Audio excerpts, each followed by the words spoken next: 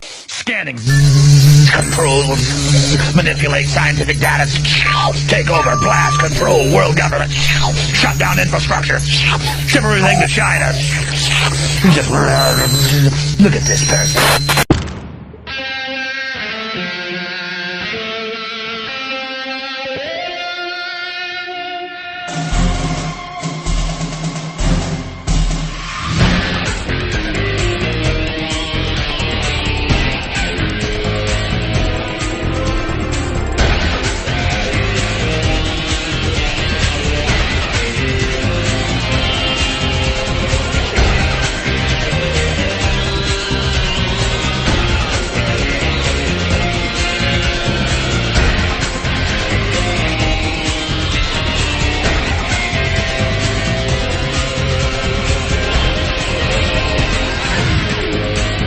And hey, everybody, welcome to the latest episode of the XFL Infowars show. It is Dave and Greg, and we took a week off last week for a number of reasons, mostly for me because I needed to kind of step away from the computer, and also, too, it kind of gave us an opportunity for this week to kind of compare and contrast the XFL from last week to this week, and so that's what we're going to talk about today. Dave, how you doing, buddy? I'm doing well, thank you. How about yourself? Good, man. Good. I was I'm waiting right now for our recording to get interrupted by it's election season here in Japan, and they do campaigns differently. Obvious, much different than we do them back home.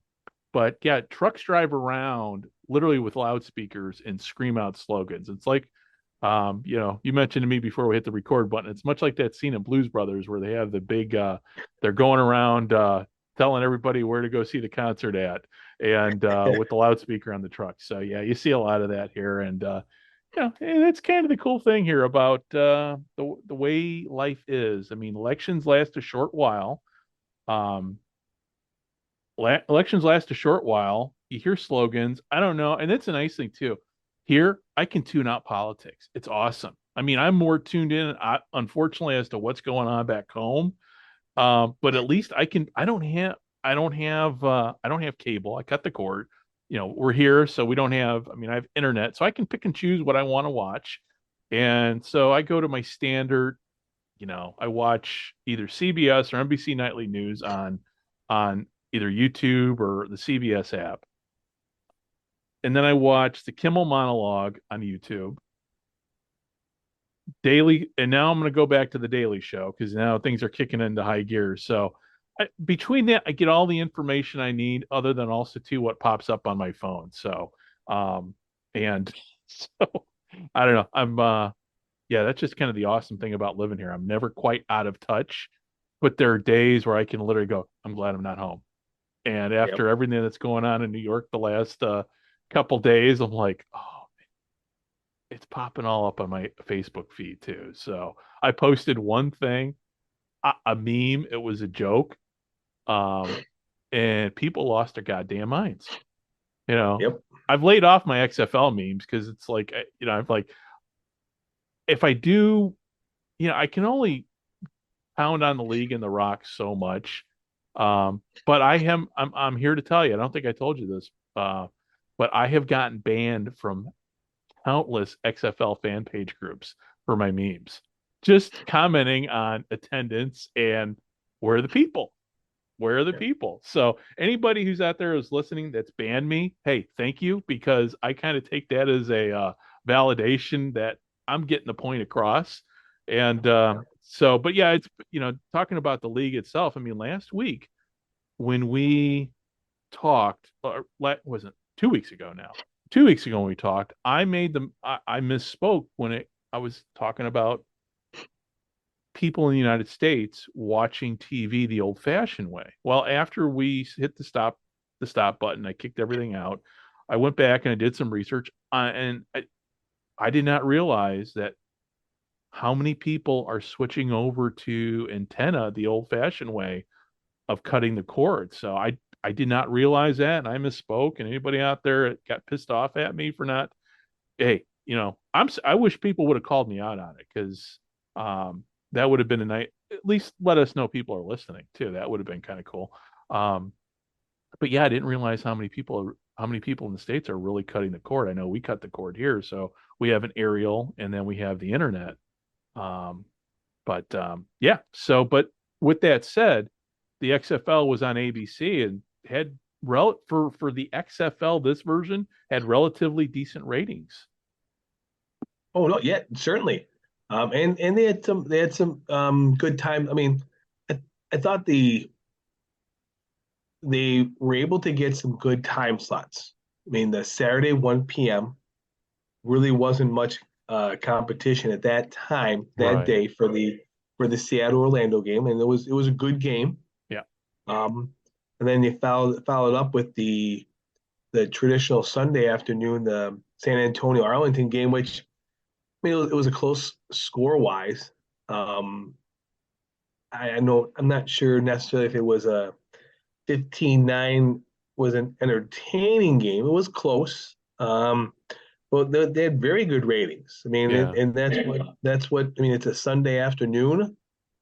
That's a traditional time people tune in to watch football. Right, too. And do you think too, I mean, weather probably affects it too a little bit because if it's nice out, especially this time of year, people are getting the hell out of the house because they've been sitting inside all winter.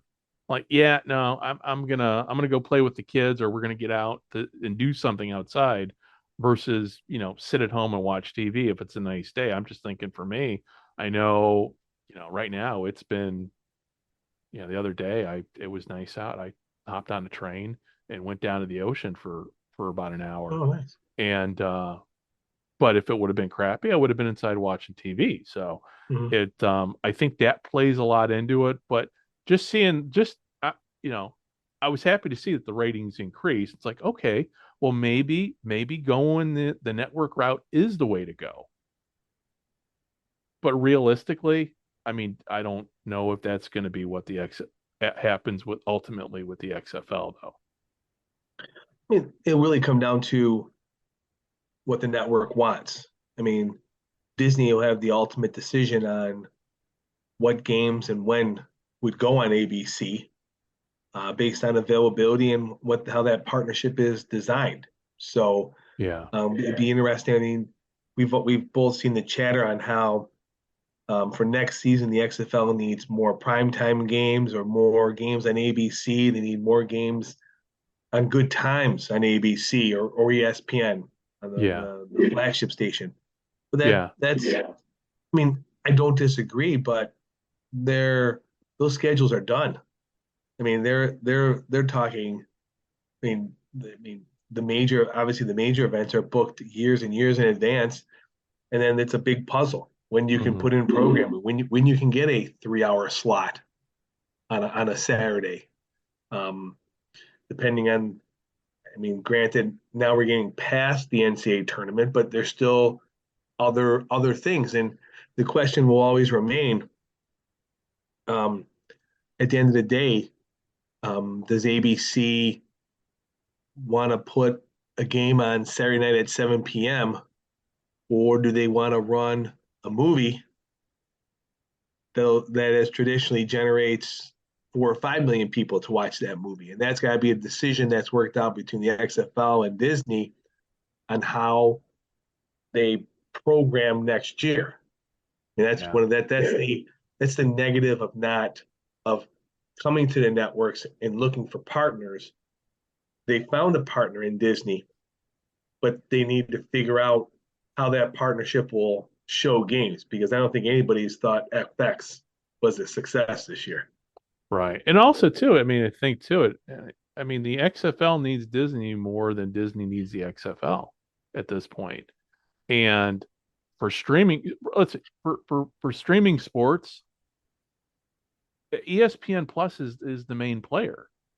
I mean, we have CBS Sports, and I need to kind of figure that out. I think you can get CBS Sports if you have Paramount Plus too, which is something I need to figure out here with my VPN and everything as we approach football season for because I got to see my Navy games. And but yeah, I mean, I'm just yeah, the whole thing with the way the schedule's laid out and everything, it just seems like to me, and you and I have had this discussion, things just have been put together kind of at the last minute, and it just seemed like it was not well planned out. So hopefully this year they have learned, but really then we have the issue too then of the ratings for this week that completely tanked. Yes, I mean they were not on ABC, but they were on channels that a lot of people still have. But then it goes back to the other discussion we had about people cutting the cord. How many people, cable subscribership is declining, satellite dish is declining because nobody wants to pay those damn fees. And obviously regional networks are dying too. So, yeah, I mean, aside from them going to say like a side channel for those who, okay, so here's the thing for those people that are listening, and hopefully it's a lot more than five people, and we have more than five people listening, but I always like to joke about that. But if you've got an aerial and you've got a TV, you've got side channels, not just, it's not like the old days where you got five channels. I mean, you literally have 50 some channels that are available over the air. So the question is would ABC or ESPN create a side channel for a lot of the big markets? So for Chicago, for instance, I mean, I could see there come a day where ABC decides, hey, let's have a side channel for ABC, ESPN Sports to show select games. So maybe that's going to be the wave of the future. I know before you and I talked online, a shameless plug here for this kid who is called the Antenna Man on YouTube TV. So if you're thinking about cutting the cord and you don't know how to do it, go watch this kid's videos because this kid is just awesome. He loves to help people. I've learned so much from him. And much like you, man, I grew up in the day when I didn't have cable TV till I got to college. And even then there was only 50 some channels. But when I grew up, in central Illinois, we had an aerial TV. And yeah, so it's just interesting now how the old technology is coming back.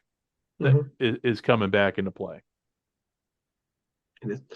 It really come down. I think it really come down to at the end of the day the number of eyes they have on it.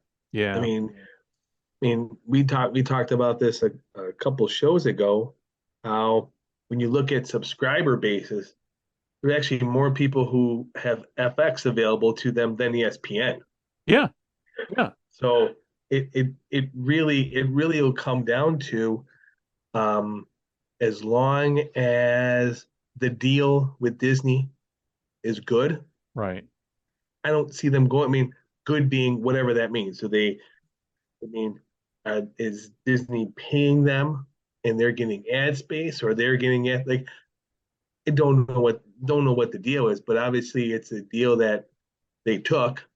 So how will that change from this year to next year to increase their revenue opportunities? Yeah.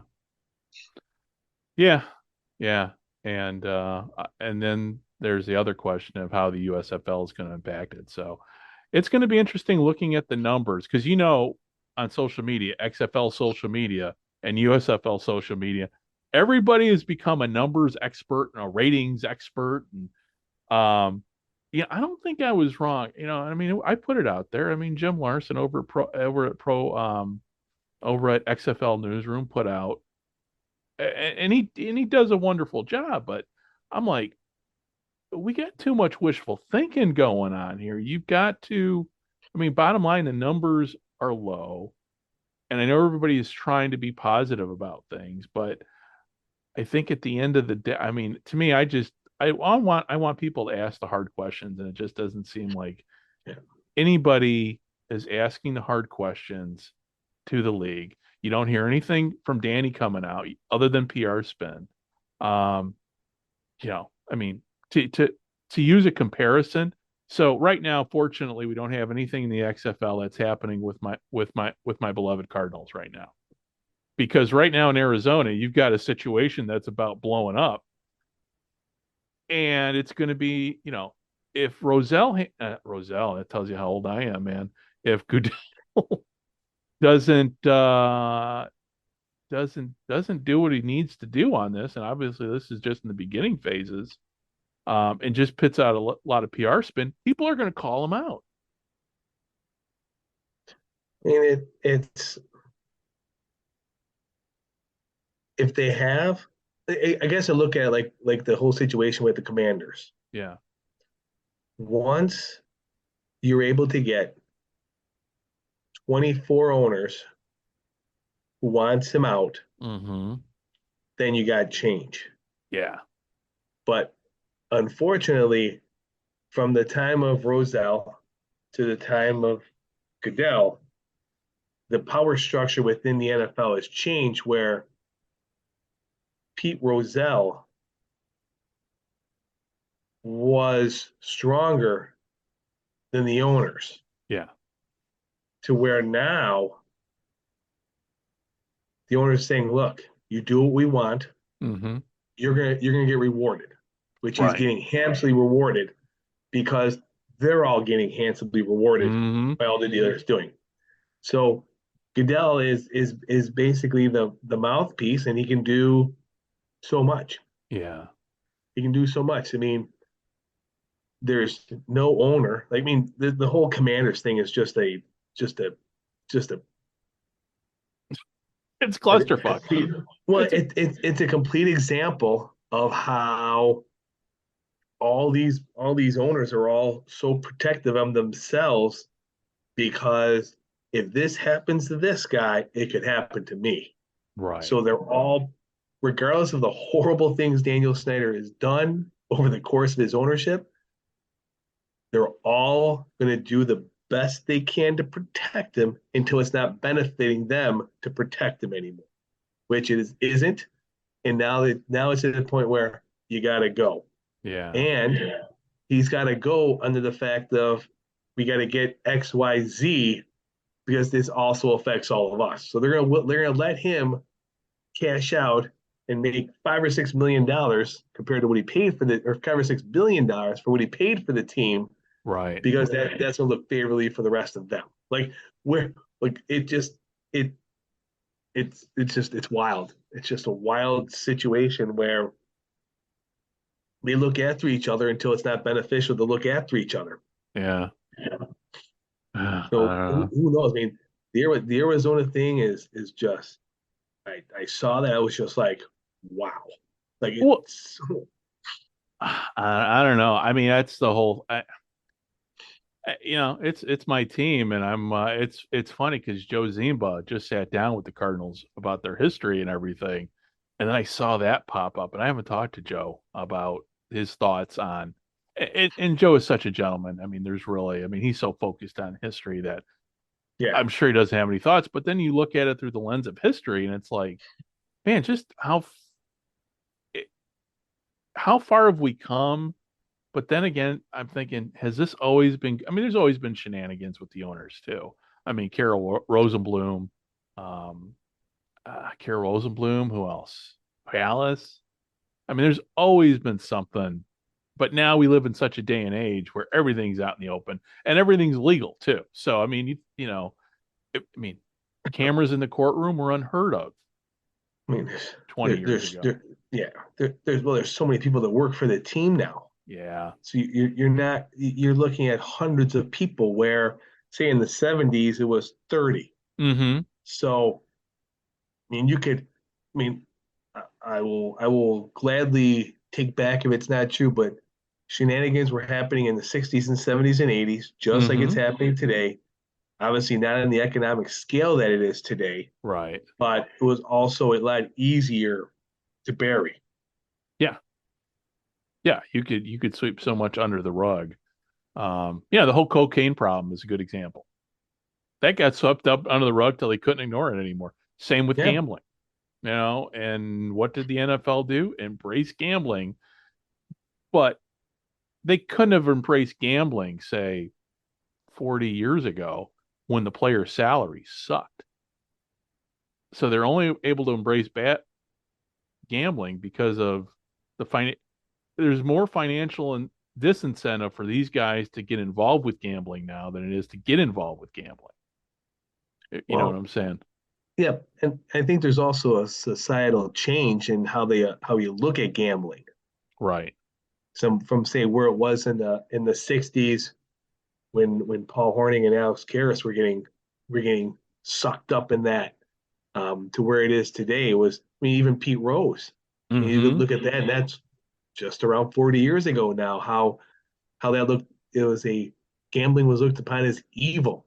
Yeah. And now gambling is looked upon eating breakfast. Yeah, it's just we've come so far. Hey, we've come so far. but tying it back into what you're saying about the XFL, and they've been very selective. Yeah.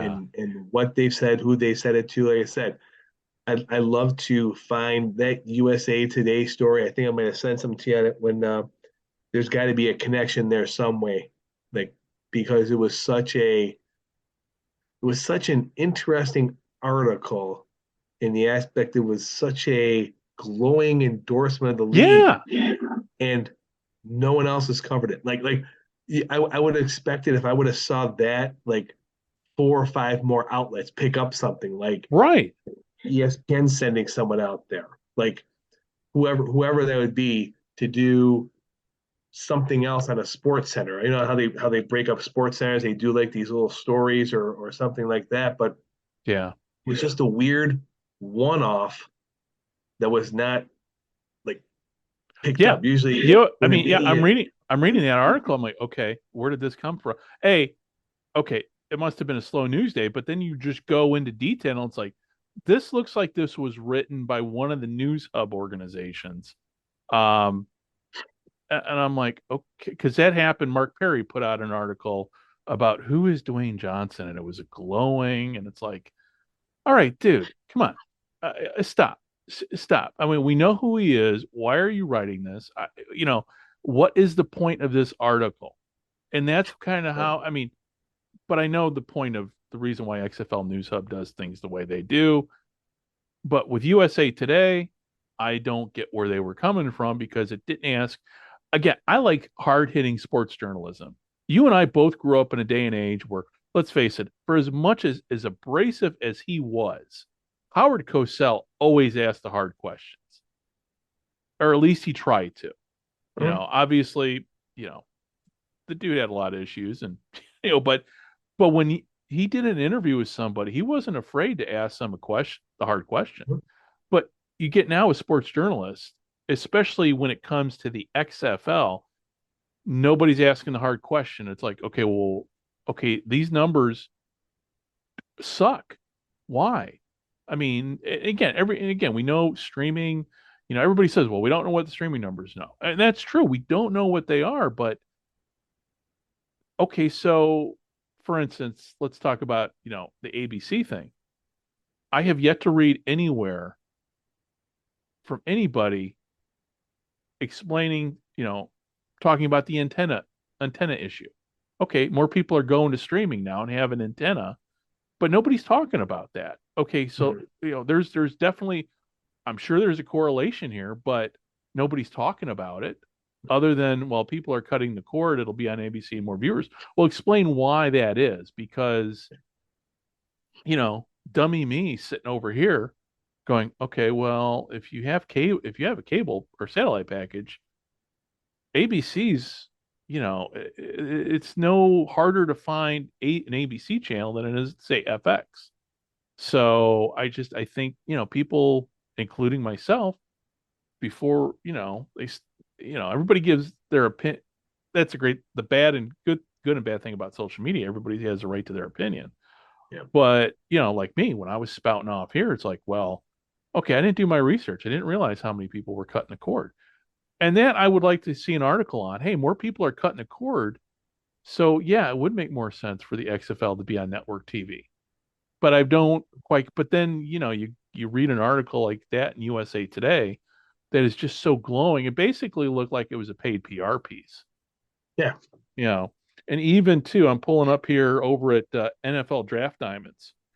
The headline is XFL TV ratings are impressive in week 7, considering they were going head to head with hang on, I don't get the full. I'm pulling it up here. Considering they were going head to head with NCAA Women's National Championship. And I got to give them credit. At least they responded to my tweet. And their response was, "Hey, well, Greg, hitting $500,000 on a night when the NCAA Women's Basketball Championship hit 9 million is very damn impressive, if you ask me." And I'm like, "Well, those are rookie. I mean, I don't know. I mean, 5,000. I mean, that 5,000 to me represents the base for the XFL. That doesn't represent. I mean, they're 9 million, and I guess that's just kind of my frustration here. I mean, if the XFL wants to attract they need the casual viewer. They need new people. They don't. They already have the base. Everything's already baked in. It's kind of like, I hate even bringing up politics, but everybody talks about, well, he's firing up the base. Well, he doesn't need the base to get elected.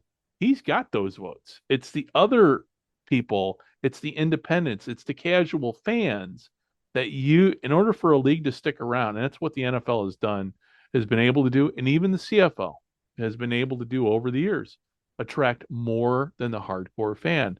And the XFL just isn't there yet. But they've got, we've got some, good competition. All the games have been competitive. Hell, that Defenders game, against Orlando, you can't ask for any more entertaining than that. But, all I see on social media and all I hear about are, and again, when not watching the games, because when you're watching the games, they're actually talking about the players. They're talking about everybody's story. But we don't see enough about these kids in the media.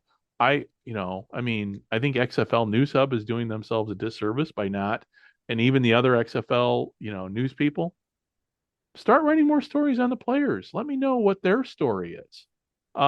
Instead of your glowing reviews of the Rock and Dany. I don't care at this point. I want to know who these kids are, because at some point you're going to see them at, say, the NFL. It's like, oh yeah, I remember him. I remember him when he played for the XFL.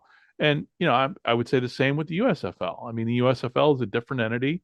It's not, it's not all about one or two people.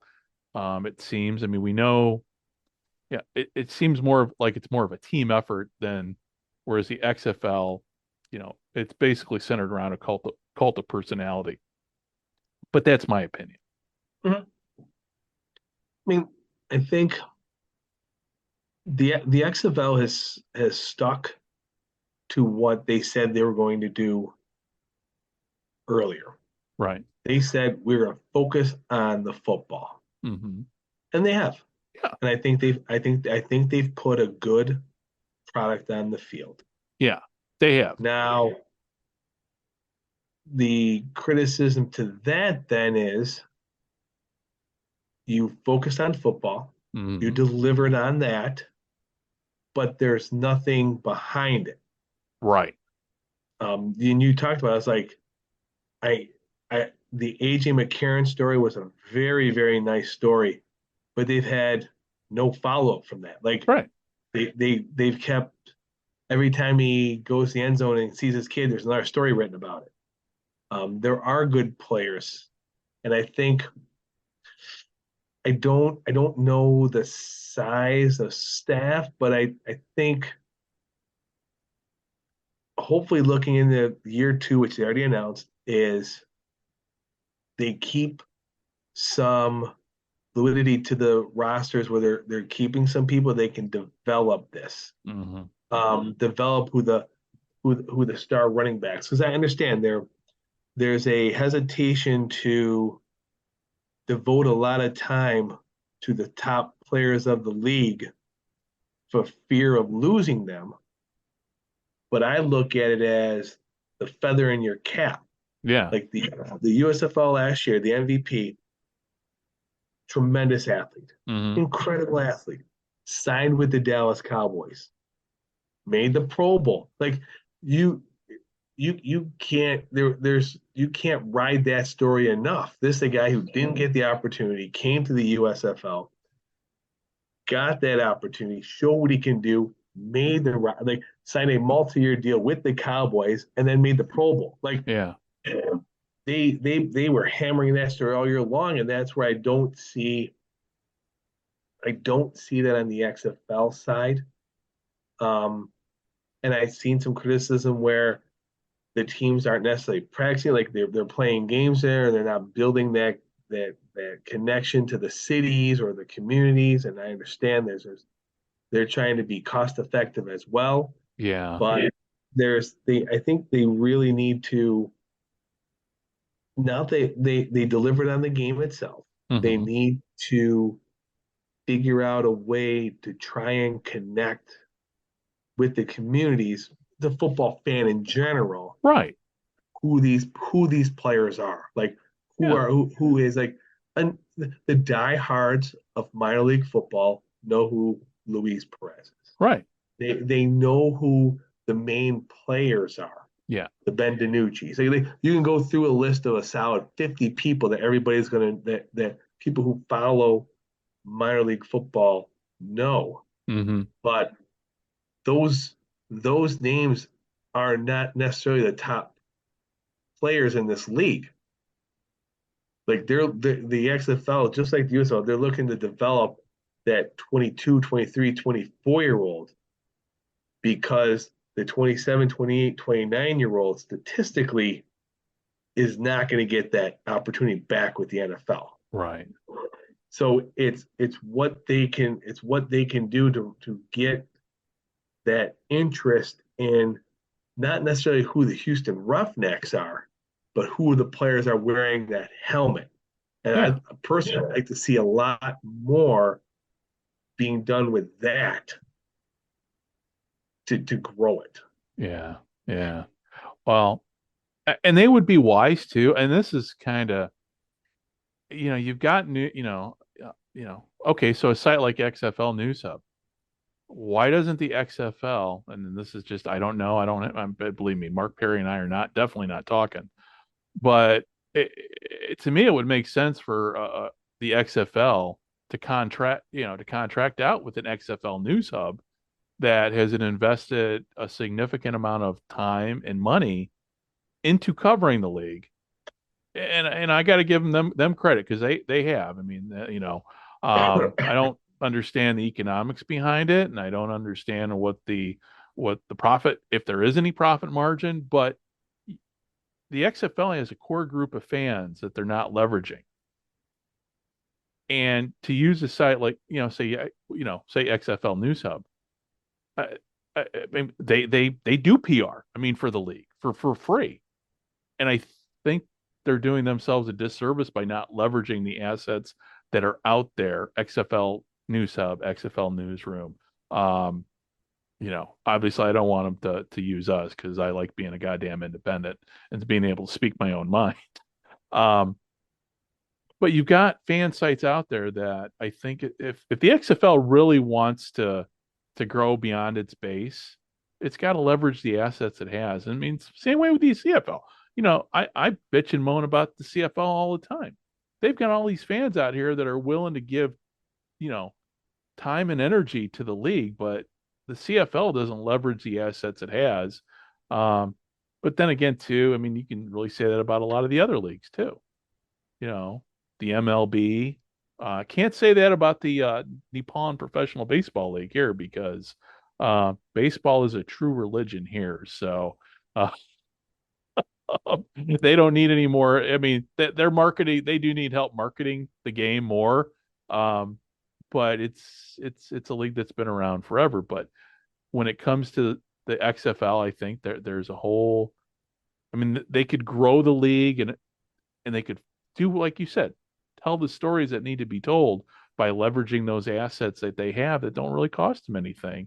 And that's to go into guys, and maybe they already have gone to Mark Perry or have gone to the guys at XFL Newsroom and leverage those assets. But at the same time, for the news organizations out there covering the XFL, they got to ask the hard fucking questions and not just kick out PR spin And obviously with the ratings, I mean, we're kind of seeing that now where people that are reporting on the ratings don't have much to say. They always focus in on the one positive and blow that up, and then you're looking at the rest. It's kind of like, and I always harp on, my career, my past career. I was an intel when I was an intel officer and analyst. If I would to go up, okay, so you just take those numbers that we have in attendance, and I give those to, let's say a two-star admiral or general, and I tell them, hey, yeah, ignore all this, but here's the positive. Yeah. I would be torn to fucking shreds. And I say that because it happened to me when I emphasize the positive and basically ignore, dismiss the negative. Yeah, no, I mean, people can kind of see through that. And that's the frustrating part. And I'm sure people that are huge NFL fans have already seen through that. It's like, okay, yeah, I know I'd love to watch the game, but there's nobody at the stadium. And I'm reading all this glowing stuff. I mean, obviously, the product in the field is actually pretty decent. It's gotten better. But again, to capture the interest of more than just the XFL fan base, which is very, very hardcore and passionate, yeah, you need to do a little bit more work. And that's just me, but I've been beating on that drum for a long time. But hopefully somebody's going to listen. Hopefully somebody's going to, because they don't lack for money. It's not like they can't afford hiring staff. Mm-hmm. Yeah. It just, as I say, I think they came into this season with a plan of, we're going to do X, Y, and Z. We're going to see how it goes. I think they've accomplished everything that they've set out to.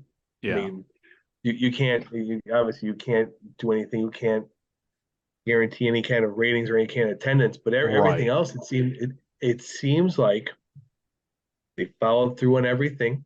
Yeah. It seems like the players, the coaches, the teams are you don't hear any grumblings on anything. No, and everybody's getting paid too. So that's the other part. So I mean, I think at the end of the day, I feel like a broken record. It's try and limit the losses where you can. Yeah. Take good notes and regroup and finding out what they can do to raise revenue, cut costs on something else. Like, they're a startup, so obviously there's going to be costs that they're not going to incur after this year. Right. But as with everything, the cost of all the goods and necessary things are going to go up. So they're going to save on not having to be a startup. The travel is going to cost again. Like there's just how it's going to how you move it around in your spreadsheet. Yeah, try and get it's creative accounting. It's creative accounting. Yeah, to get a black number instead of a red number. Yeah. No, I agree with you. And like you said, times I feel like I'm beating a dead, because really, bottom line is, when I turn the games on, I'm entertained. It's not like I'm watching the game. When I watch the game, I'm watching the game. I could care less about the other outside stuff.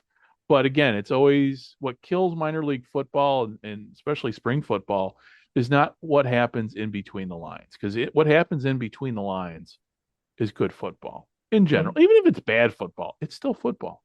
But it's outside the lines. And then, you and I are both old enough to remember when the USFL had their championship games on ABC. Yeah. Those drew great ratings. And it was, and then, but again, it wasn't what happened between the lines. It's what happened outside the lines. And here we are. And, hopefully the championship that they have, and this is where I think they completely misjudged it. The championship game should have been played in St. Louis. Now, obviously, we don't know what the details are, but I'd be curious to see what else is going on St. Louis on the day of the XFL. It could have been, it could have been very simply the Cardinals were playing at home, and maybe the Blues were playing. Maybe it was just a matter of, okay, we got too many things going on downtown St. Louis. And downtown St. Louis is not comparatively, again, my yard marker is downtown Chicago.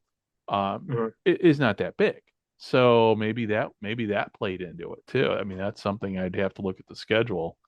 But yeah, I think if they could have gotten in St. Louis, I think that would have been because you would have had all those XFL Battlehawk fans going to the championship game. Yep. Like I said, there could be a huge convention in town tying up the hotels. I mean, there's so many different scenarios. I mean, San Antonio could have said, "Look, we'll give you the building just about rent free." Yeah. That was it. I mean, yeah, that would be interesting. And I mean, again, yeah. I mean, 3 years ago, the last iteration, it was $100,000 a home game then for that stadium in St. Louis. Oh, really? I didn't realize it was Yes. that much. It was all it's all in the public records. It was the XFL had to pay 400, I think it was $400,000 or $500,000 up front, and then it was $100,000 a game to play in the dome. Holy moly! I did not know that. And it sure didn't go down in 3 years. No. So I'm assuming the Alma Dome is cheaper. Right. And depending if there's a convention where the what there's so many different things like hotel availability. Can the turf be down for a week? The Cardinals, if the Cardinals are on a homestand against the Brewers or somebody, or the Cubs or somebody, like, oh yeah, the Cubs come to town. Yeah, that place. You're looking at 50,000 people every single day, and if you're going to worry about a women's basketball game with your ratings, what's a hometown baseball game going to do? I mean, So it's those scenarios, and once again, you don't know what attendance is going to be. So when you're putting together this whole schedule, and all of a sudden you're looking at another, between all the expenses of having a championship week, of housing the two teams for the week or most of it. And the nice part too is what we don't really look at either is home base for the league is in Arlington. Mm-hmm. So if you're practicing in Arlington for the week and all you have to do is go to San Antonio, you're not having to fly 120 people from Arlington to St. Louis. Yeah. So I mean, probably playing in San Antonio probably economically makes more sense. Yeah. Probably saved them $300,000 at the end of the day, with all the expenses of having to move that whole thing up to St. Louis for a week. So who knows at the end of the day what deal they got for San Antonio. Yeah. And that, I mean, when you're looking at the end of the year with your pluses and minuses, do you want to take on another $300,000 in expenses, or move it to a stadium that might get a little less people, but it's safer on the pocket? Yeah, that's a good point. That's why I'm glad again, I talked to you and I'm like, oh, it makes sense because you've dealt with these issues. You've got more insight than I'll ever have, and that's why I always appreciate your comments on social media. It's like, oh, okay, if Dave's okay, so if it's like you're kind of my reality check, because I mean, if I'm way off base, you're gonna fucking tell me.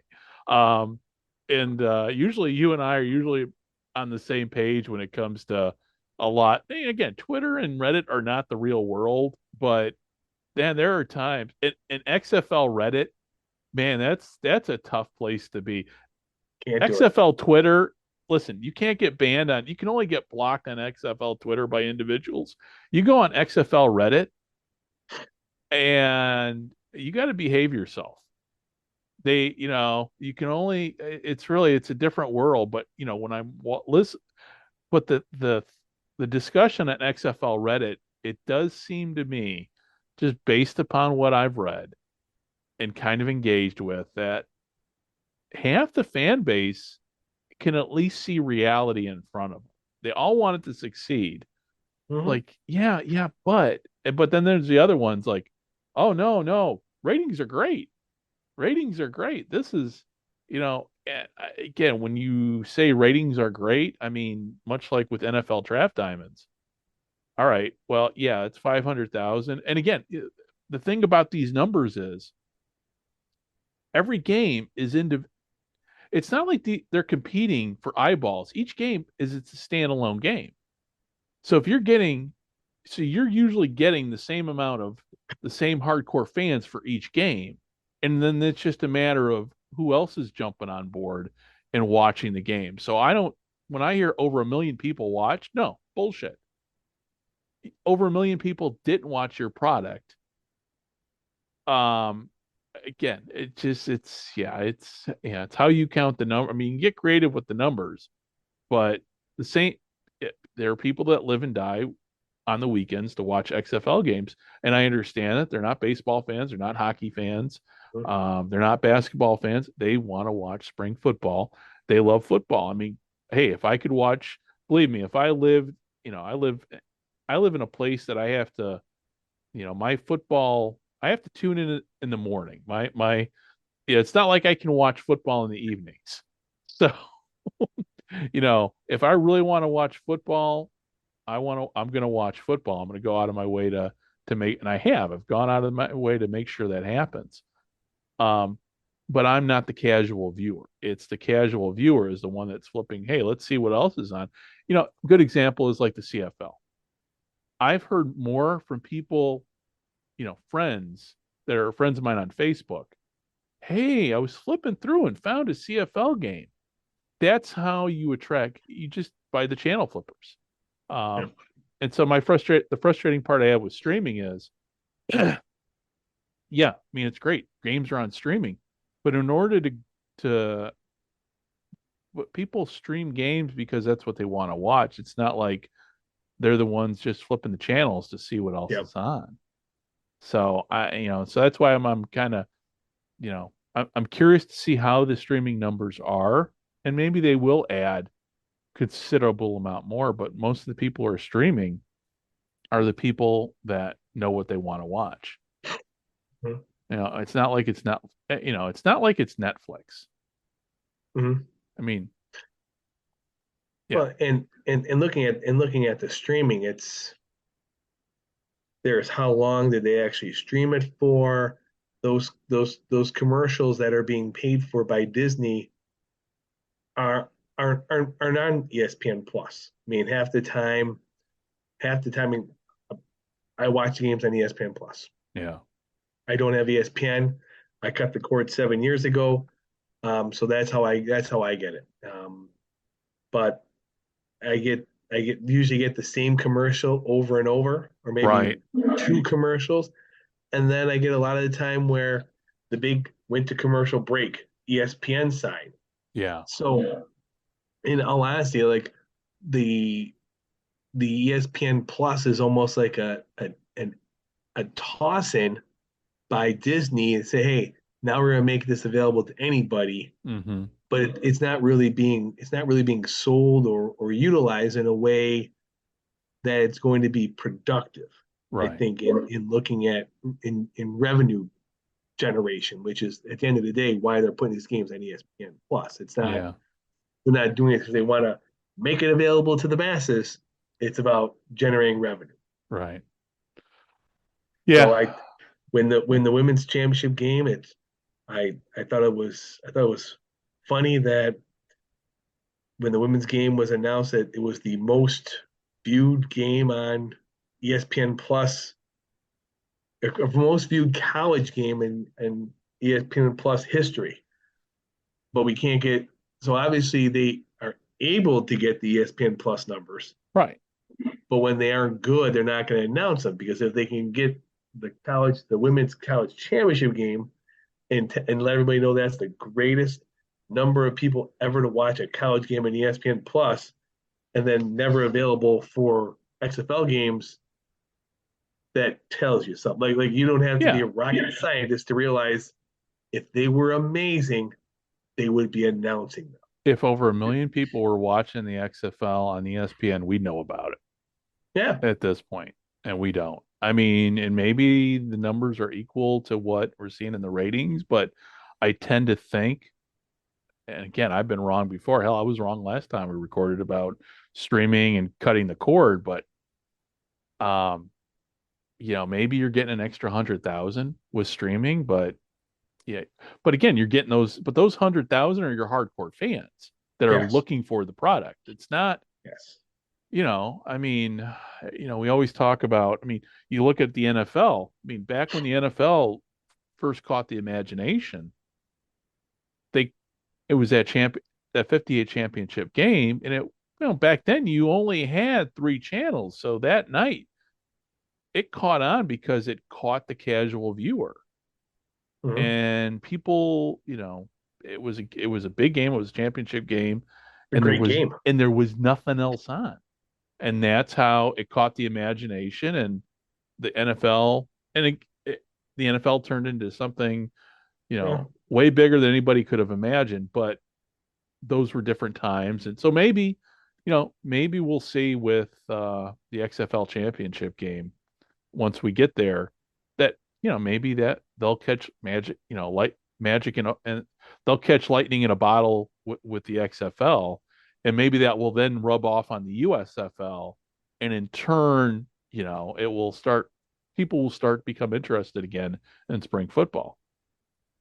Mm. So, and hopefully, and this is I'm very hypercritical of it, and I can understand why Disney is doing what they're doing. Is I think it would also help with ratings to get,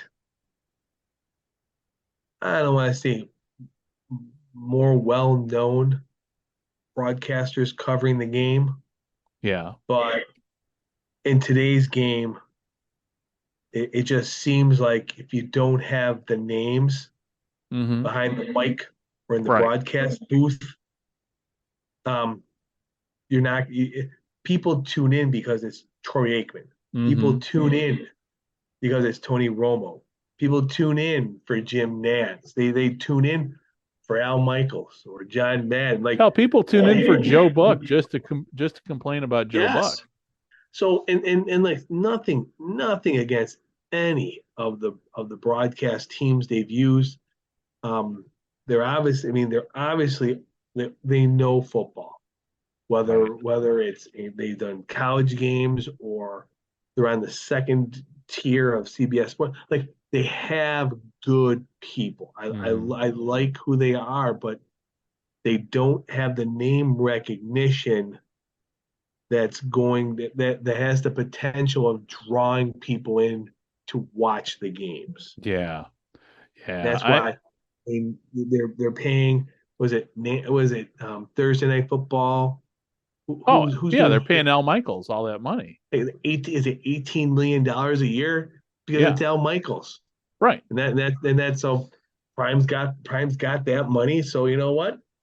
You want to come see Al Michaels do the game on Thursday, and you're going to hear something good. Yeah. Well, I mean, even then, you think about the XFL, the first version. I mean, there was a reason why they hired Jesse Ventura to do the games.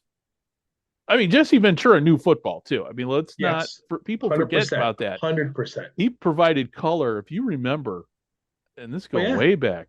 But he did the color commentary for the Buccaneers way back when. Yep. Under his real name. So I mean, and that was the magic of Howard Cosell. People tuned in to see Howard because you liked him or hated him. Yeah. I mean, we do need a Howard Cosell nowadays. So I still say, the minute he went off the air, I mean, sports, as David Letterman once said, sports was much more interesting when Howard Cosell was covering it, because he asked the hard questions, and he asked the hard questions. And again, he was a character. He was one of those characters that, to explain it to people now, it's hard to explain, because it's like, he would last less than a month if he was on TV today. Oh yeah. He couldn't. He would do 1 or 2 games because he got away with saying a lot of things because of him being Howard Cosell. Right.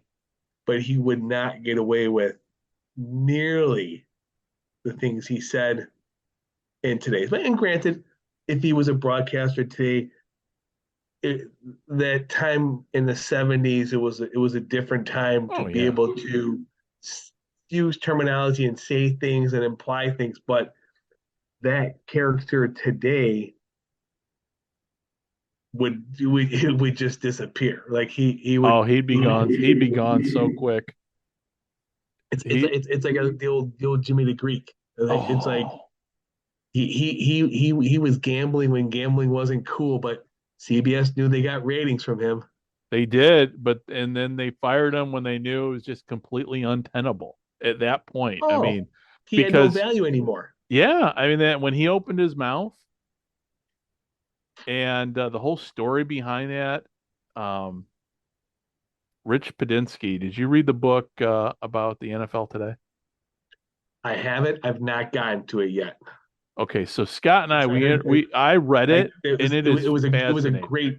I heard that episode. Yes. It was Scott and I interviewed him from the 55 Yes. yard line. It was just one of those. It's like because it wasn't anything related. I'm like, let me see if I can get the guy. And then we talked and the stories he told, but again, football in the 70s. I mean, that's why you and I grew up. That's why we fell in love with pro football back in the 70s because there was just something about the 70s, the way the football games were presented, the way everything, it was just the entire, maybe, and I think the other part of it too was we were a captive audience too. We didn't have a Mm-hmm. whole lot of choices.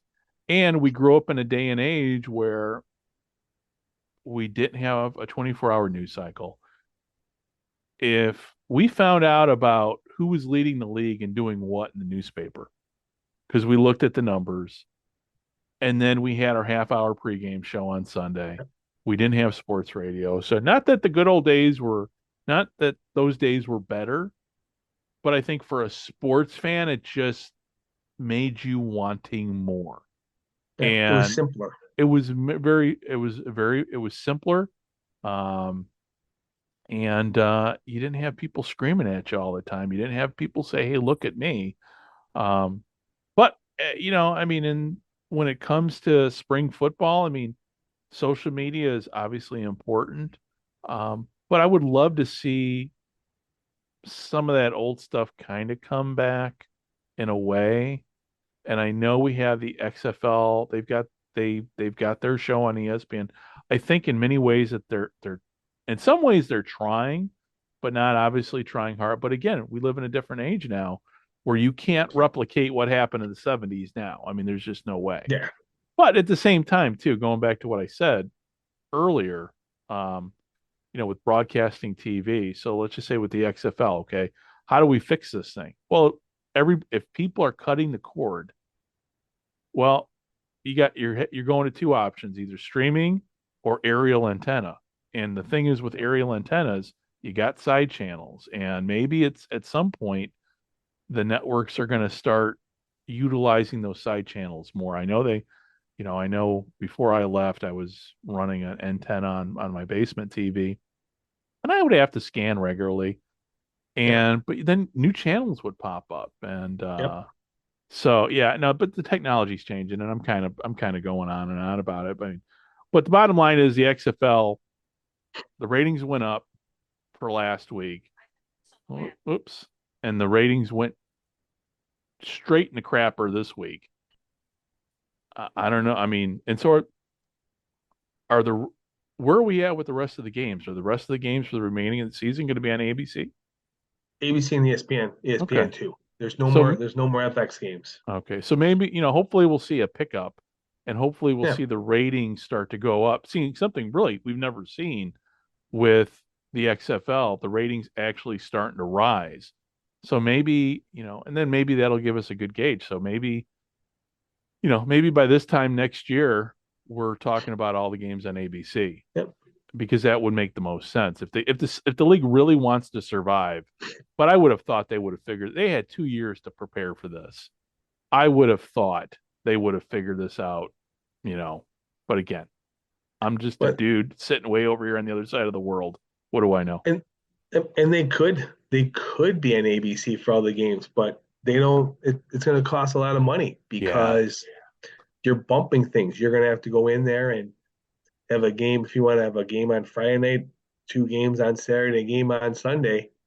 You're yeah. bumping. The ABC is not going to bump their primetime Friday night lineup for an XFL game. Oh hell no.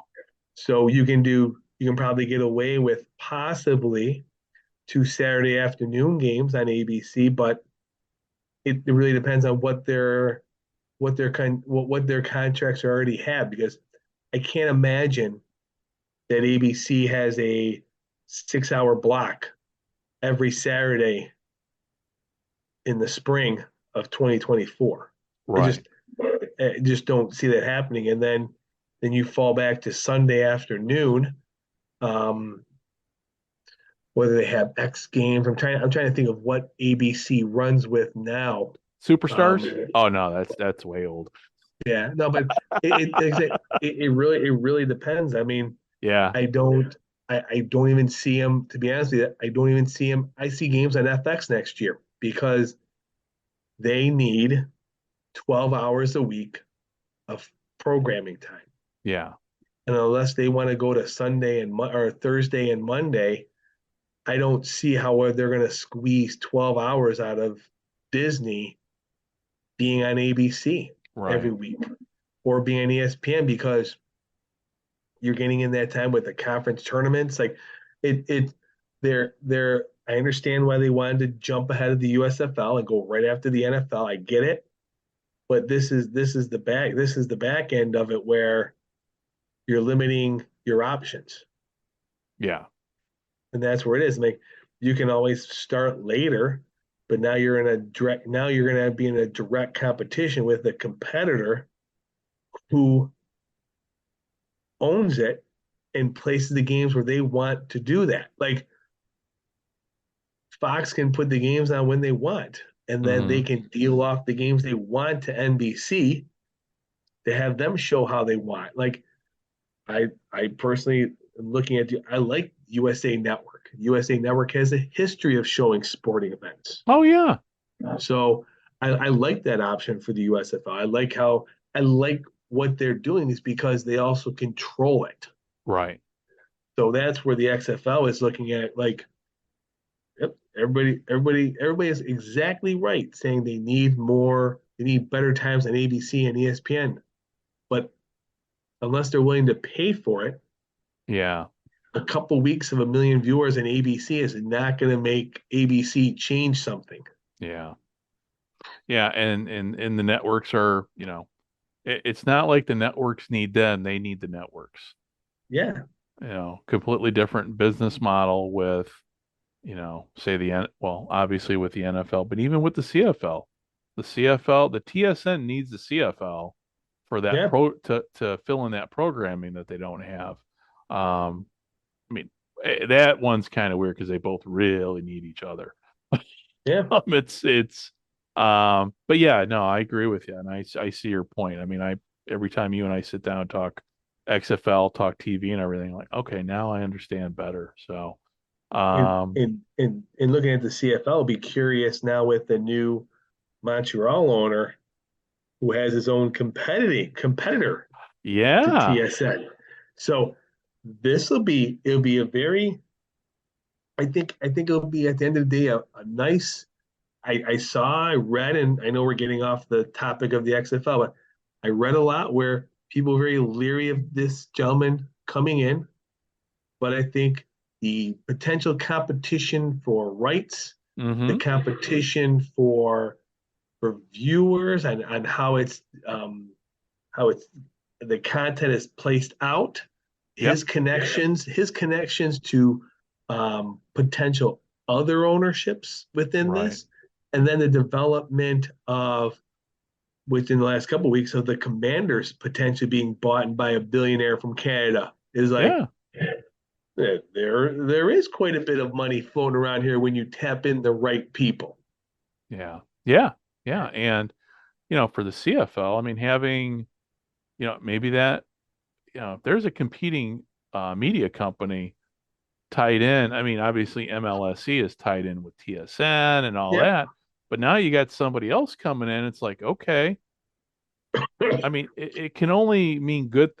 You would hope yeah, it can only mean good things for the league, getting more money from TV revenue because the way it's been like, well, TSN's been the only game in town. Here's the money, take it or leave it. yep. Okay, well, we'll take it. But now, yeah, so yeah, fingers crossed that this is only, and we don't know yet, unless have I missed something in the overnight news here that's got buried? Have we heard any more about the CFL and the streaming in the States? I have not. honestly, I was planning on it was going to be on ESPN again. I don't see a better option I currently for I them. don't. Like I just don't. Yeah, unless the NFL, but it's not. The NFL network. They're not going to the NFL network. We know that much because Well, I mean, it makes no financial sense for the NFL to broadcast CFL games. Period. honestly, I think it would. You think so? But I don't see like when you're looking at potential reach of viewers. Yeah. I think staying with ESPN is better than the NFL Network. Oh, I I just agree with don't. you. I mean, you're going to get the hardcore football people, and you're looking at summertime. The NFL Network is always looking for content. Yeah. I mean, you only can show so many. I mean, it's enjoyable to watch. But Right. only so many times you'll watch the purple people eaters tearing through the Boston Patriots, But right, you or don't even. whoever it But is. you don't even see that on NFL Network anymore. They don't even cover. No, Yeah. they don't go for that far back. But no, having like I liked when ESPN2 had those had Canadian football games on ESPN2 at 7 o'clock. It was great. Yeah. It's Yeah. fantastic. Yeah. Well. So I think for reach, what does that mean when it comes to money for the league? I don't know, and I don't know what the other options are. But I think until an option comes along that's financially long term better, I don't see a reason for why they wouldn't want to leave ESPN just by the sheer numbers and availability. Yeah. Or Because there's also the option they could always just put their games on YouTube. they certainly could. And if and they're going to bank on you know subscribers, and I mean that's another whole thing. It's a business model I don't understand with YouTube. I mean, you got the IFL and the all these arena league games, all these arena leagues putting them on YouTube. So what are they generating any money from the broadcast? And that's a whole financial. I mean, that's something obviously somebody smarter, way smarter than me, could tell me.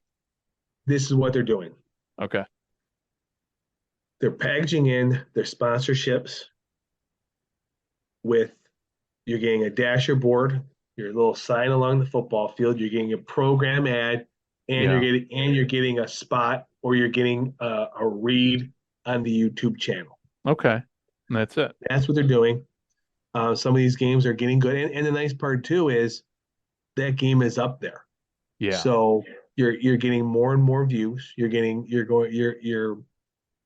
It's not so much the value of having so many subscribers at YouTube is paying you. Mm-hmm. It's the availability of adding one more line in that sponsorship package to get something more from a sponsor. Okay. So it's like basically if you're doing it correctly, you're in your sponsorship packages on top of your in arena signage, Mm-hmm. your program, your website piece on the club, you're also on XYZ TV. Okay. So if it's the Orlando Predators, you're on every home and away game. You are on Predators TV, the broadcast partner, and it's free to watch on YouTube. So you're getting all this more exposure than just in this, that, and that. And then that adds into the numbers when the salesperson's going out there going, your message, here's what I've put together. Your message is getting out to 300,000 people, and this is how we're doing that. Okay. Okay. All right. It's no different than the real radio way Well, that's what of I was doing just it. I was just thinking. I was just thinking, my idea of a media salesman is going, you'll appreciate this, is the old Herb Tarlick from WKRP. Yeah. Hopefully without a drinking problem. Right. Yeah. Herb had a whole lot of problems too. I mean, that's why when you watch these games on YouTube, you have all these different segments, or you have this brought to you by this person, because that's a $2,000 sell. I mean Yeah. that's just basically how they're breaking that down, and then you get this glowing package at look. Like the package is worth $45,000, but it's 13,800 for you because you're making up numbers and throwing it down for what the value is. I Right. mean, that's what it is. Like that. Huh. That's what sponsorship is. Wow. Yeah. Yeah. Like I said, that's why I'm glad I have these conversations with him. Like, okay, now it makes sense because it's, yeah. And I'll probably forget this after, we push this out later and we'll probably be talking about the same thing down the road. But yeah, no, and, I mean, yeah. So I feel, I mean, you do get frustrated too. It's interesting to read your posts where you get frustrated. It's like, okay. All right, so I know if Dave's getting frustrated, then there's got to be you see things much more clear than I do. Period. Period. And It just the I don't know. We talk about the excuses of why the ratings aren't there. Like, every week is something. Like I yeah, get it. You can't like you're picking a very busy time in the sports calendar for weekend events, and it's well, like yeah. And now obviously the one excuse everybody had was pickleball. Well, they cut away to go to pickleball. I'm I like, I, I would too. You know who was playing in it? no. It was it was they had a big thing. They sent John. It was John McEnroe and Michael Chang playing against Andre Agassi and Andy Roddick. Oh wow, I didn't see They that part. That's what they happens when you only read the headline. I didn't they dig that deeper.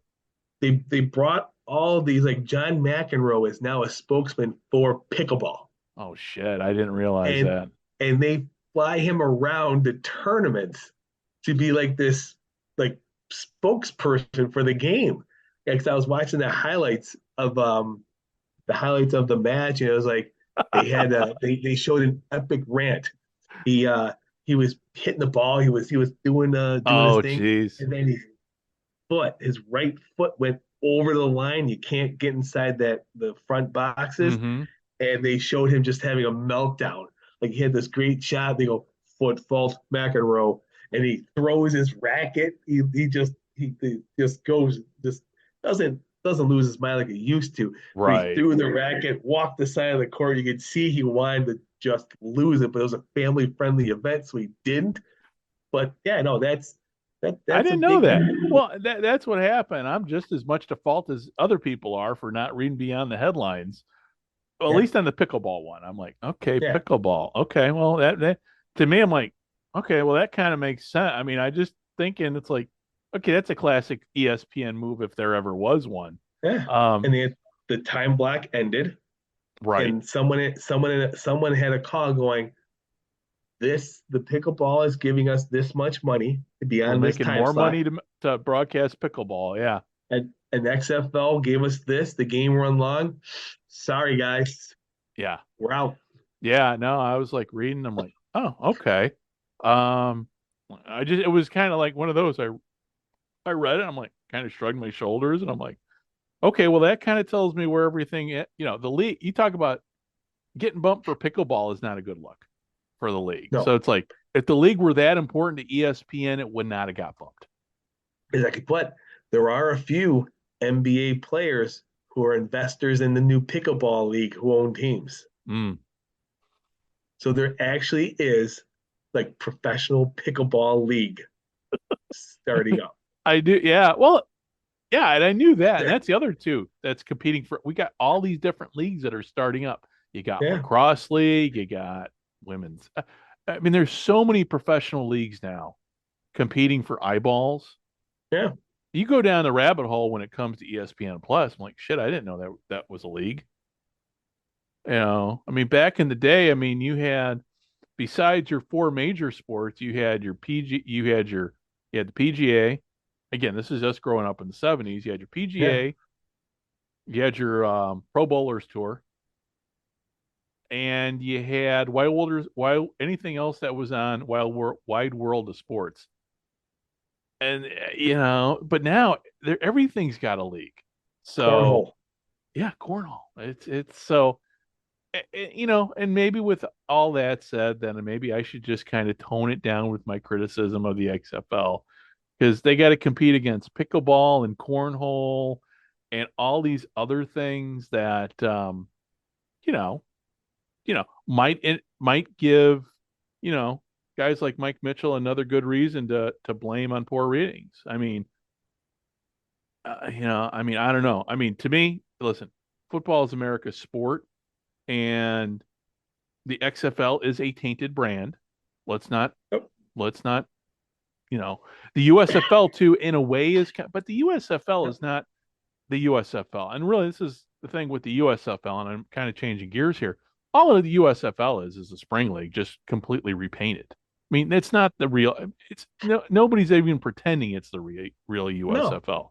Especially when you get teams like the Memphis Showboats don't even adopt. Listen, if you want to honor the memory of the old league, hey, then bring back the Reggie White uniforms.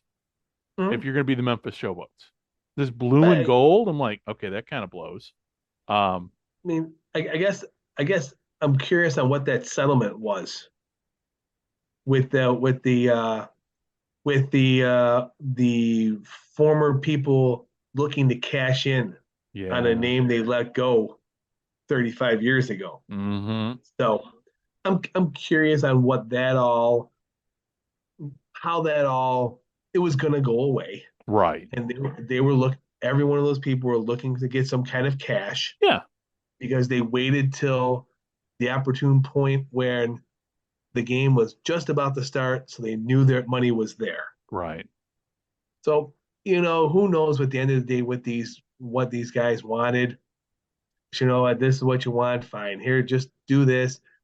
Either you take this or you lose in court, and it's going to cost you more. Mm-hmm. Because there's no way.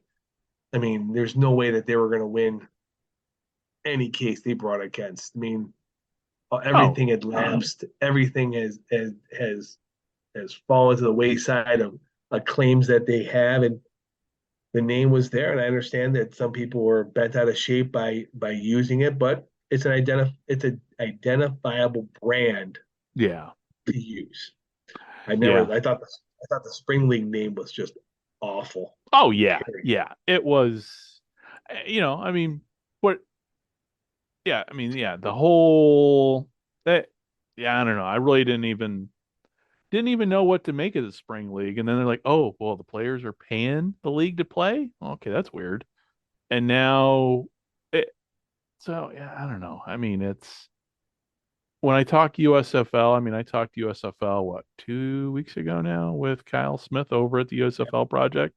Um, I mean, all of us want spring football, but the original USFL is the original USFL, Mhm. and you know, the spring league slapping old logos um, doesn't make it doesn't mean it's a relative. It's just No, and it's not it's um, but it'll be interesting to see though. I mean, where we're at, say maybe 2 years with both these leagues, how things shake out. Because I got a feeling things are going to shake out. Because it kind of goes back to what you said, the kind of the folly. The XFL started way too soon, so maybe that's part of the problem. Um, and we'll see with the ratings. I mean, the ratings for the USFL, the XFL are going to get cut in half with the USFL starting up, oh yeah, or at definitely. least by a third.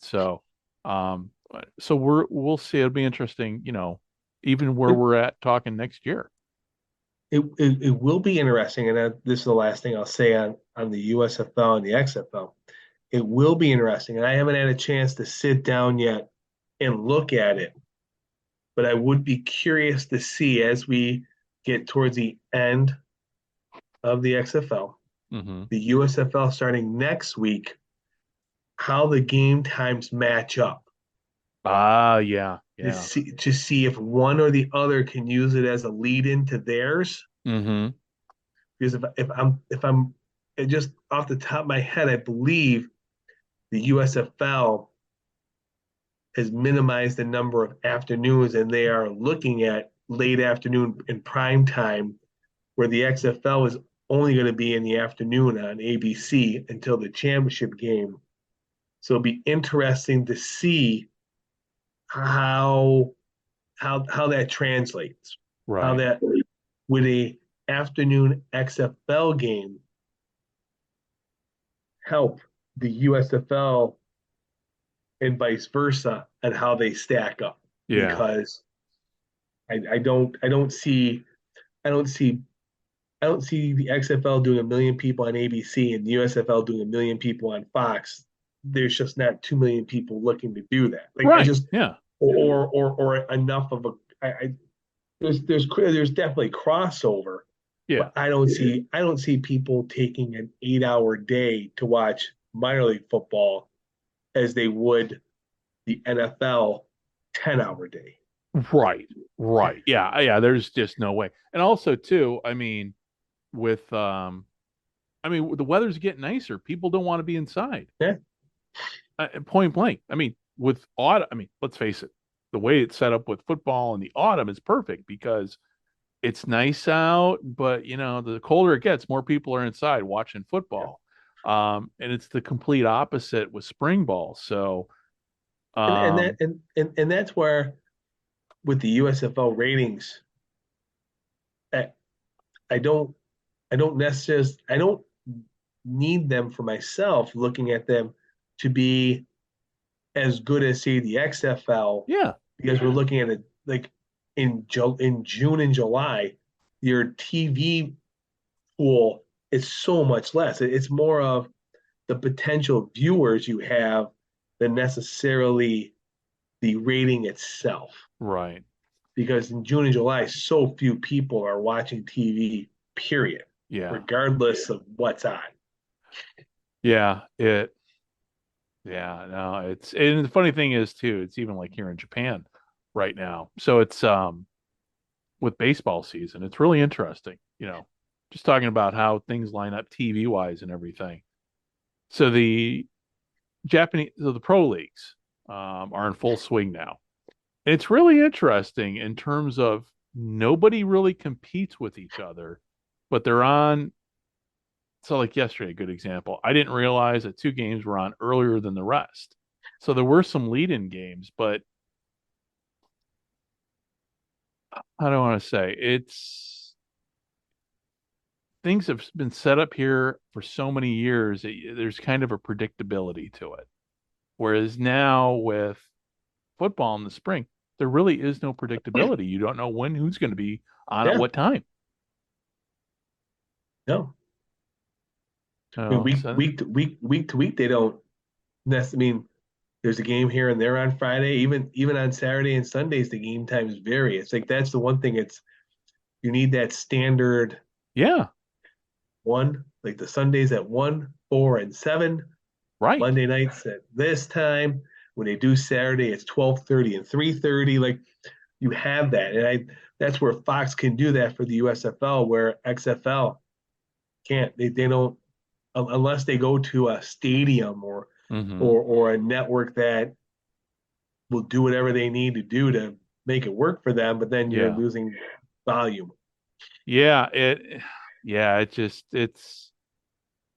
And so yeah. The things have changed so much since we grew up in terms of just a Oh yeah, schedule. Yeah, um, but again, with media, everything's changed. Everything's gone to ESPN streaming. So, well, my friend, with all that said, here we are reaching. Well, we're well over the hour mark here. I don't even know how long we're going here. I'll figure that out when I post. So, well, listen, everybody. Hey, if you're still tuned in here, thank you very much for hanging out with Dave and I till the end. And we will hopefully be talking next week. If not, we'll definitely be talking the week after, um, depending upon our schedules. Spring is sprung here in Japan, and I know spring is sprung up where Dave is at. So, yeah, again, like what we said, man, people are getting out now. The weather's gotten better. It's been a crap. I know the winter's been brutal over where you're at. So, now obviously, back in Chicago, they've been getting slammed with storms. So it's like, oh, yeah, I'm glad I'm gone. But I live in a yeah, place with typhoons and earthquakes and the potential for killer tsunamis. So I'm not going to complain about being away from the bad weather. But yeah, we will definitely be coming. We got a few more episodes left. We're gonna make it through the season, and then after that, we may or may not turn our attention to the USFL. We haven't quite figured that out yet. I need to be able to figure out how to watch all the USFL games on streaming here, because I know with NBC, some of the games are going to be on Peacock, but not all of the games are going to be on Peacock, correct? I'll double check. I thought they all were going to be on Peacock. Oh, if they're all on Peacock, then I'm set because I got a VPN. If I'm, and if I'm going to do a sponsor, I want to do ExpressVPN because that's who I use to access all my games here. Because without them, I'm dead in the water, man. Yeah, I will double check that. But I thought every game. I thought that was part of the announcement was every game will be on Peacock. Okay. Yeah, our buddy Zach Kyleman, I didn't get quite a good gauge on that, but he was in the middle of moving to his new job, so him and I really haven't had a chance to talk much about US. And I haven't listened to their podcast. I feel bad I haven't listened to those guys recently. So, well, hey everybody. With all that said, thank you very much for tuning in, and we will hopefully be talking to you next week. If not, we'll definitely talk the week after. And again, we're looking at ratings and the business of it, not so much the scores and everything. I mean, if you're tuning into this to hear scores, you've already seen the game, so you know what happens. But it's the other stuff that we like talking about what's going on outside the lines and what we think. And again, we're just fans, and we feel the pain of low ratings and we get frustrated. But Dave and I are both older and seen these leagues come and go. We try to stay positive, but we're also realists too. So, and you know what? The news organizations out there, and if anybody's listening from any of those, just understand what you guys are doing is great as fans and everything. But you gotta if you're gonna write for a news site, you gotta be a journalist too. So start asking the hard fucking questions. And when somebody like Dwayne Johnson starts spewing PR, same with Danny. Okay, ask a question. Just don't take him at face value. The main question I wanted to hear asked was, oh, so how much in sponsorship is your tequila brand and your energy drink given the league to help make it run? That would be nice to know. Because, this is a business but again, nobody's asking the hard questions for the XFL. And I think, Dave, too, I think that's why we're not seeing any news come out about the XFL. I mean, there is absolutely no news coverage on it. You do a Google search of XFL news and it is crickets. So, listen, if you're an aspiring journalist or something, a blogger, hey, do yourself a favor, start a blog site, start covering the league, start asking the hard questions.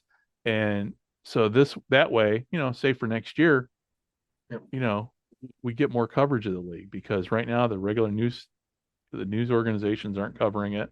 And the current XFL news organizations, while they are covering it, at least in many ways, aren't asking the hard questions that need to be asked, especially about ratings and all that.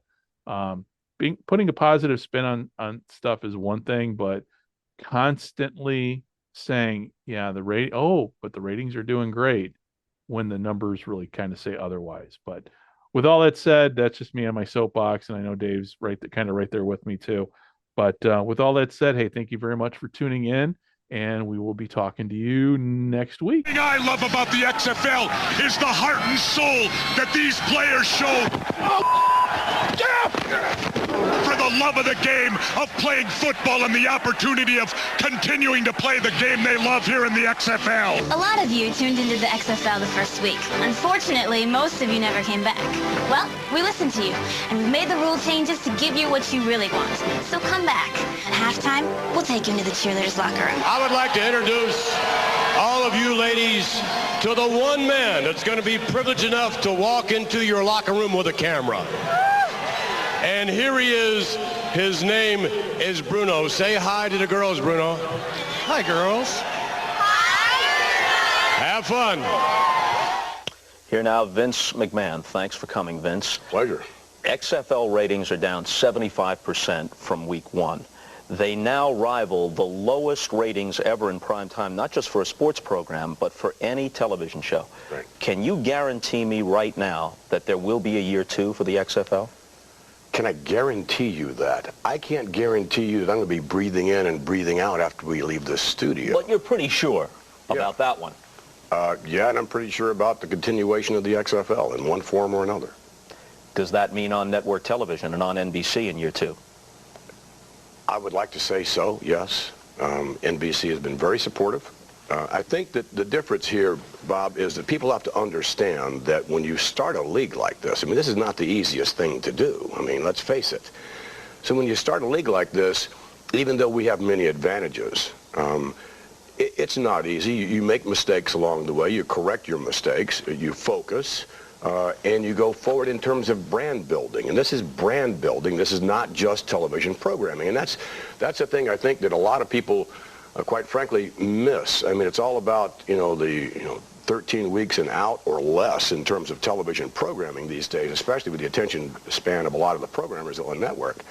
So, I mean, again, I think that once the affiliates understand that this is brand building, I think we're in it for the long run with NBC is certainly my hope, and they've given me every indication that that is the case. It's one thing to try to build a brand on cable or elsewhere, but even on Saturday night, which has not been the best night for the networks in recent years, that airtime is meaningful, it's important, and it can't be sacrificed week after week if some improvement isn't shown. That's just common sense, right? Significant improvement. Well, certainly I don't think anything is going to be sacrificed. At the same time, again, I think there has to be a longer range approach, that this is not just programming. We're in it for the long run. I'm very long range oriented in everything that we do business wise. So, I mean, I think that once the affiliates catch on to that, and stay with it, I think we have to make a marked improvement in our television ratings. And quite frankly, I'm disappointed in them, no doubt about that. I think that, we started out with this huge television rating and dropped off, Curiosity factor, promos leading I think up. it was curiosity factor, but I think we made some mistakes as well. I mean, what were the biggest mistakes, and what can you correct, or is it too late in some cases because people have gone away? I don't think it's too late. I think that, the caliber of the play initially was not as good as it should be. The caliber of play now is fantastic. It's great. It's the same players by and large. How in the space of a month can the caliber of play improve that much? It's real easy because, we didn't have the luxury of starting, a 4-week preseason like the NFL normally does. Again, this is a startup league, Bob. You got to give us a little bit of a break here, and the media does as well, because we knew we were going to make mistakes, and we have made them. So had we started up in a longer preseason, then the teams would have been far more cohesive. They would have looked much more like NFL football, although we said all along this is not NFL football. So I think the caliber of play now is extraordinary. It's exciting. You've got wide open offenses now, and a lot of points are going up on the board. You've got innovations which we have made, and quite frankly, some of the network execs that cover the NFL are already talking about stealing them. You mean audio and having the cameramen on the field and Sure. a different point of view, that sort of thing, different production Sure. techniques. Right. I think they'd actually steal the scramble if they could. That's kind of Instead of the interesting, coin toss. Right. We call it the human coin toss. So the idea here is to start up a league in which players have opportunity, otherwise would not have an opportunity. It's a very family-friendly in terms of ticket prices. We've been averaging some 27,000 people coming to our live events, which I would suggest would rival, if not supersede, what the old AFL did when they first started, and even the NFL. Let's look at this realistically. The NFL has been at this for 75 years. It's not fair, to jump all over us and, okay, when are you guys going to die? Is it over yet? Can it please be over yet? 75 years of building a brand, and the NFL is where they are now, more power to them. I think they do some things wrong that we do right. And I think that it's going to take a little time to build our brand. And you can't do it in 1 year's time. It's unrealistic for anyone who wants to partner with us to think that you can build a brand in 1 year. What about this analysis, which seems pretty much on the money to me? It's not WWF enough for that crowd, right. And it's not good enough football for the sports-minded crowd. It's neither fish nor fowl. People took a look, and they split. I don't think, again, I think that that's not necessarily unfair, what you just said. I think our research indicates that the World Wrestling Federation fan likes his diet of WWF entertainment in its proper form. I think that in terms of a football fan standpoint, they like football. I don't think that they mind any of the rule changes that we've made, you know, any of our brand of football and bringing the game closer to the fan. The in-stadium experience is off the chart when you come to an XFL game. It's off the chart. You're really almost on the field. You feel so close to the play. So these innovations are fantastic. I think that again, the caliber of the play more than anything else, we weren't quite ready to play the kind of ball that we are currently playing. And it's my hope that, you know, that the media, you know, which has been, I think, somewhat unfair, you know, in jumping all over us and asking for this damn thing to please go away. You know, I think it's unfair when you consider the caliber of play that we have now. All I'm asking is just take another look at it now and judge it on its merit or lack of merit as it relates to football. You came to this with plenty of power, with expertise from a certain area of television and entertainment. Mm-hmm. You came to it with celebrity, but in most people's minds, not with prestige because of the type of programming you're associated with. On the other hand, NBC has prestige. Right. They risk not just dollars, they risked prestige. Do you think, is your sense as you deal with the people at NBC, that they're feeling the heat on that front? Oh, I think they're feeling the heat. I mean, again, I think that the media made certain that they're feeling the heat. You know, I mean, they're asking Ebersol, you know, please get the hell out of this thing, you know. And Dick is very a stand-up guy and a friend of mine, as you know, for many, many years. Bob Wright as well. I think that they're in this thing with us, but at the same time, I don't know how much heat they can take, and I don't know what prestige means anymore, because again, when you think about brand building, I don't think the XFL has hurt NBC in terms of prestige. How? Because they've been associated with me individually, or, you know, the smear, if you would, of World Wrestling Federation entertainment?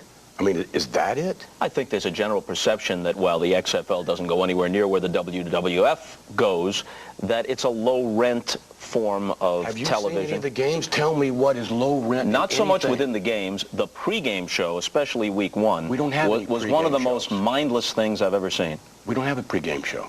Week one, there was a pregame show. We don't have any pregame shows, which is one of our problems. No, we've never had a pregame show. What was the pregame show that aired in Los Angeles, in New York, and in other markets a half hour prior to the first game? A local thing that the NBC O&Os put together, of which we had nothing to do with.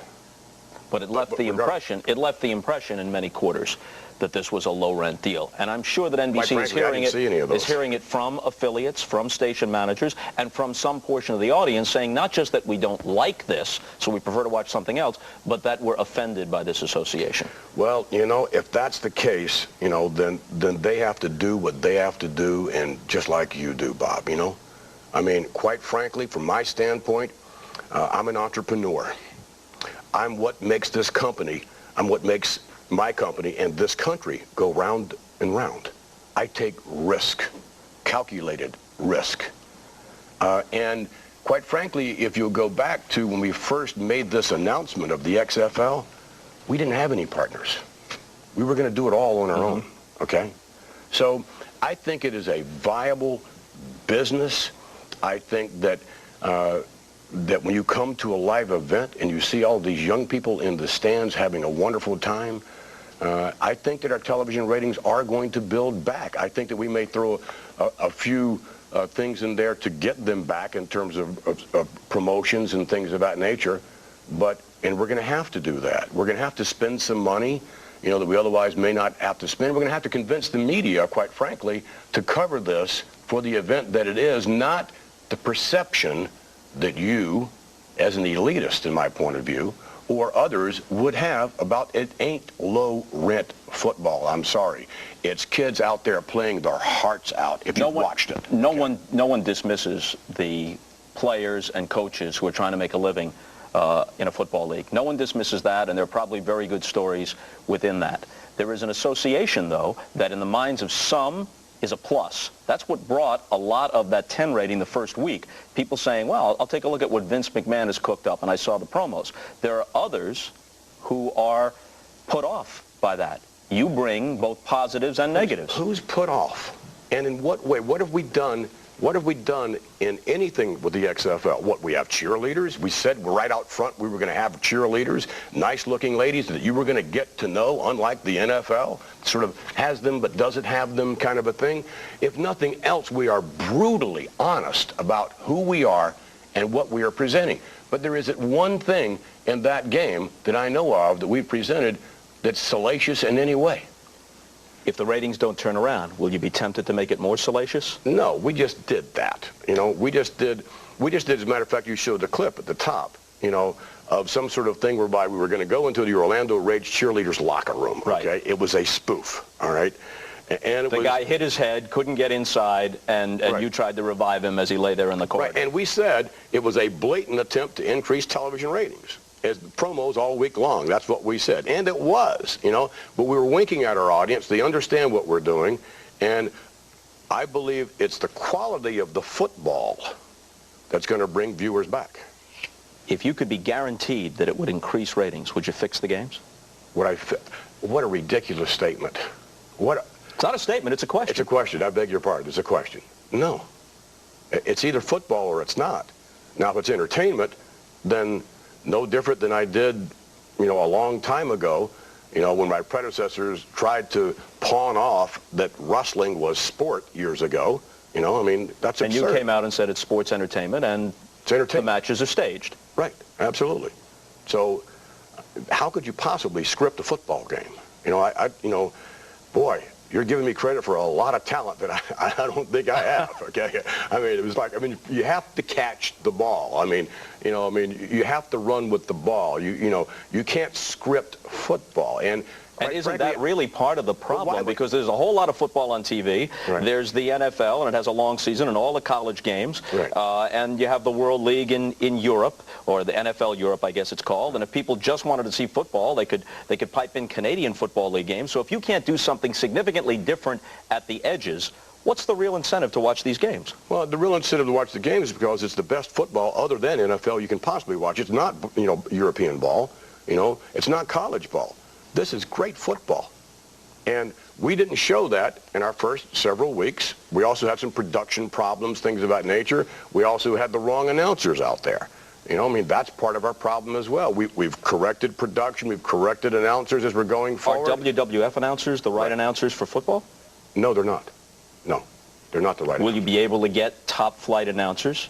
Because I know within the business, and this is not from people necessarily who wish you ill, but within the business... Oh, I'm sure there's no one who wishes me ill. Well, I'm sure there are many people who do, but I think some objective people... And why would they wish me ill? Hey, tell me, why did they want to wish me ill? The show's only an hour long. There are many people, we'll get to it in a minute, who consider what you've done on the WWF, while successful, to be objectionable. We'll get to that in a minute. A lot of first-rate announcers are reluctant to be involved in this type of programming because they feel that it carries a stigma.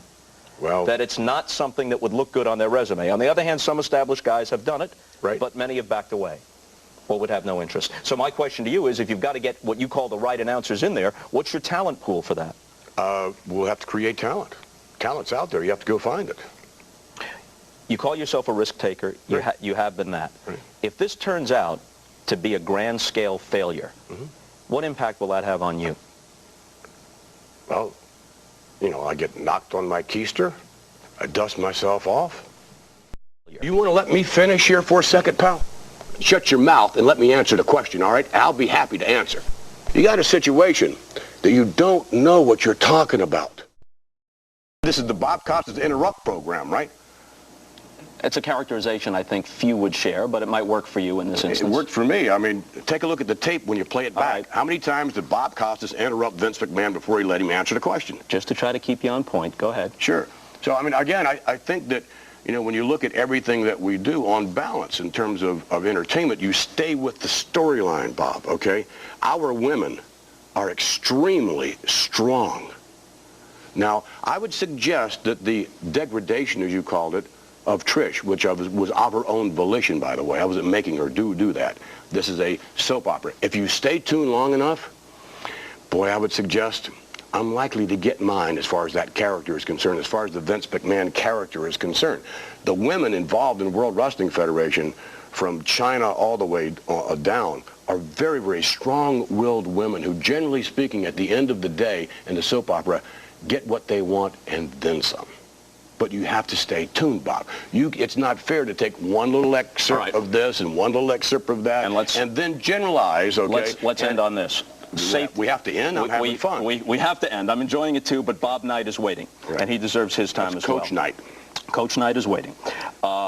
Safety of wrestlers. Not long ago, you settled a wrongful death suit with the widow of the wrestler Owen Hart. Had to pay $18 million. He was killed or died during a show in Kansas City when executing a maneuver. Have you pulled back on the level of risk in some of these maneuvers? As far as anything aerial, absolutely. We would never attempt to do anything like we were doing with Owen again, because out of deference to Owen, if for no other reason. But yeah, I mean, again, I think that the risk factor increases, with the athletes, no different as it does in all of sport, by the way, and here we have the greatest entertainers in the World Wrestling Federation Entertainment, and I dare say some of the greatest athletes as well. They do jump that risk thing quite often, absolutely. Vince, we've got to go. Oh, it's too bad. This is such a delightful show, Bob. Thank you so much for having me on. I appreciate your coming on. Oh, thank you very much. It's a delight. And there is more just ahead, my friends.